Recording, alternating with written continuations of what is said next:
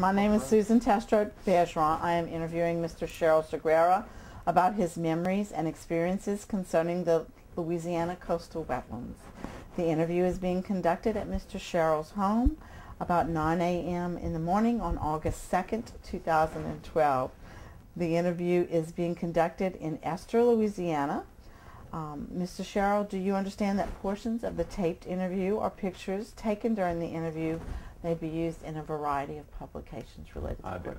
Good, thank you. Thank you for speaking with me today. We've gone over all of our consent forms, and I'd like to get some basic information, and then we'll start with the interview. So could you please state your full name and spell it? Sherril Sagrera, S-H-E-R-R-I-L-L, S-A-G-R-E-R-A. Thank you. All right. I'm 70 years old. Okay, you can. That's good. So give us your birthday and where you were born. 11/12/41. I was actually born in Abbeville, but we were living in Sherril. So talk about Sherril with us. Tell us a little bit about that. Sherril is an island in South Vermilion Parish, between Southwest Bass and Freshwater Bayou. It was owned by, most of it is owned by my family. It's land that originally was a resort. My great-grandfather established the island, and it was a thriving community. The community itself had all the needs of the people, which is a hotel, a dance hall, a school,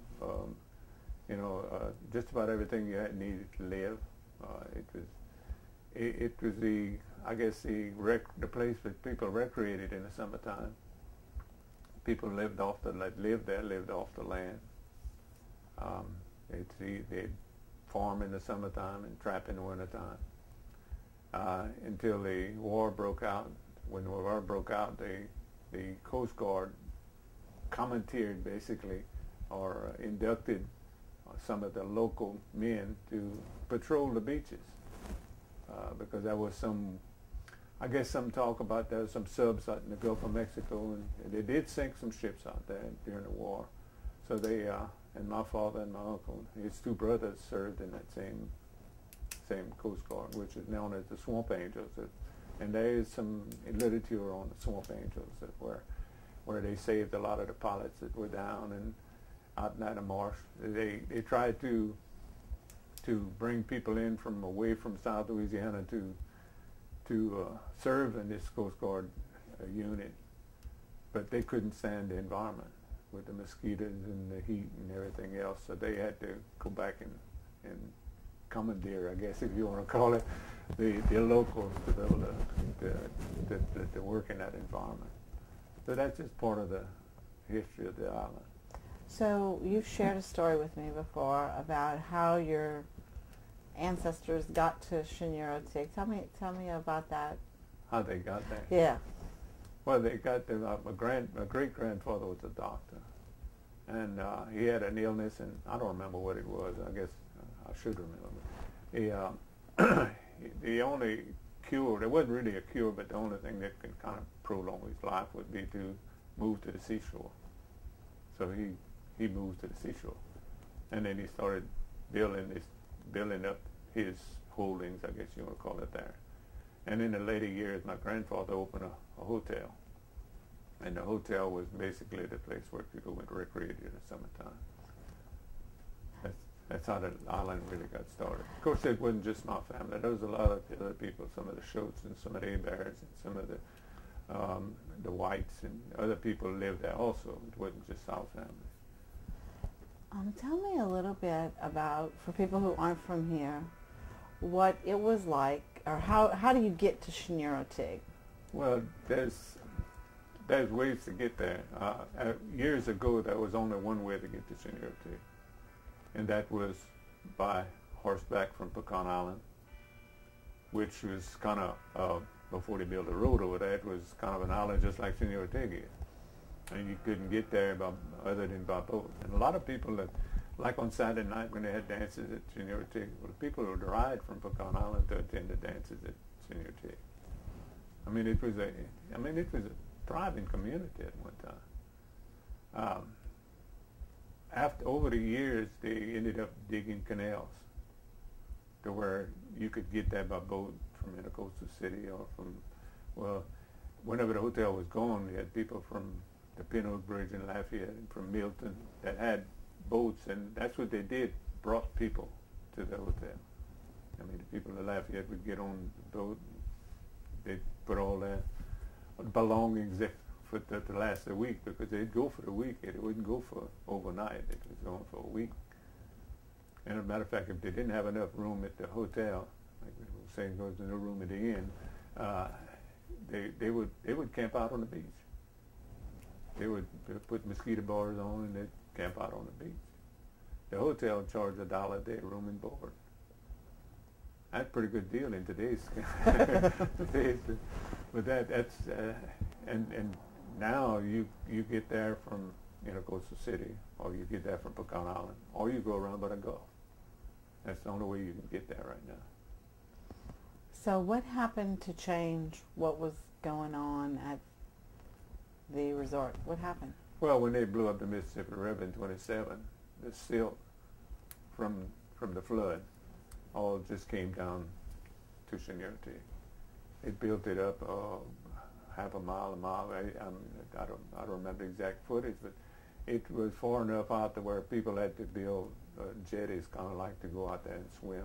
But it got to where you couldn't maintain those jetties, so people just quit going. I mean, if they're going to play in the mud, they're going to stay at the house and play in the mud, So they just quit going. But we kept on using the land to raise cattle. For quite a few years after that, we still had people living there. But as it progressed on, it just got to where, economy-wise, people started moving to higher land, because we left out there, still raising cattle out there, but we got into the rice industry over here. So my grandfather bought land over here, so we started growing rice over here. So tell me a little bit about farming here. Tell me about what y'all did as farmers.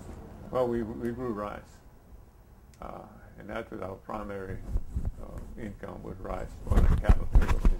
Rice is what we were engaged in, which is getting to where it's almost an impossibility to grow rice down here. With the storms that come through, it's salt water and all this. It's hard to grow a rice crop. I mean, your rice, not so much just the salt water. Whenever you get a storm that comes through here, that salt gets in the land. Rice can tolerate 750 grains in the soil. After Hurricane Rita, we had 6,000 parts in the land, and the only way you can really get rid of the salt in the land is to flush it out. Well, what are you going to flush it with? The salt water that's in the canal. I mean, you can't flush salt out of the land with salt water. So it's the only thing you can rely on is rain. And after Hurricane Rita, with the exception of Ike, we never, of course, that just compounded the problem. We never did get a lot of rain to really flush that stuff out. As a matter of fact, last year we were in a terrible drought to where we didn't have any rain to flush anything out. It's just slowly getting to where, if we can get pockets of fresh water, surface water, to kind of flush some of that out, we're finally getting to where we can grow a crop again on the rice. And how far are you, like, due south to the Gulf of Mexico from here? Well, freshwater bar is 22 miles long. Freshwater bar starts about 6 miles back here.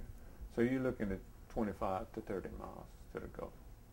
So that's quite a distance. I mean... Well, the big problem we're having with storms is not so much the Gulf of Mexico, it's Vermilion Bay. I mean, Vermilion Bay is connected to the Gulf through east and west of Confluence Bay, plus Southwest Bay. Well, most of your storms come from the southeast. Well, that's right there. I mean, as the crow flies, it's probably about 2 miles away. I mean, it's right and right there. Then you have navigation channels like the 4 Mile Canal. That was, when it was dug 80 foot wide and 8 foot deep today it's 16 foot wide, 16 foot deep, and 1,000 foot wide. It's a hell of a conduit that goes right straight into Bemidji Bay that brings surges into Bemidji Bay. Is that canal used for industrial purposes still? Well, it was dug for the oil industry. Is it still used that way? Oh yeah, still used, but the problem we're having is we're trying to get them to more or less bring it back the way it was dug, which was put some kind of seals in that where you don't have as much, I guess, fluctuation of the water in. It's 16 feet deep, and your average water depth in the bay is 8 or 9 feet. So why do you need 16 feet in that channel? Yeah. But we have some people that believe that that's the way it should stay, you know. So